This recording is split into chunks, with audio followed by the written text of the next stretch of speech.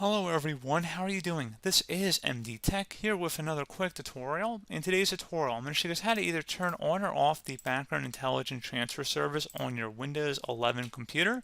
So this tutorial will apply for other versions of Windows as well, such as Windows 10, Windows 7, and Windows 8 too. So this should hopefully be a pretty straightforward process, guys, and without further ado, let's go ahead and jump straight into it. So all you have to do is open up the search magnifying glass down in your system taskbar and then type in services. Best result should come back with services listed right above app. So go ahead and open that up. You want to now go and locate the background intelligent transfer service here. So I'm going to make the screen a little bit wider and you can see it's listed right here. So go double click on that. Set startup type to disabled. If service status says running, select the stop option and then select apply. Okay. That's if you want to turn it off. If you want to turn it on, double click on it. Startup type set that to automatic. And if service status is stopped, you want to start it. And in my case, we'll probably just have to restart our computer and actually would be able to start automatically at that point.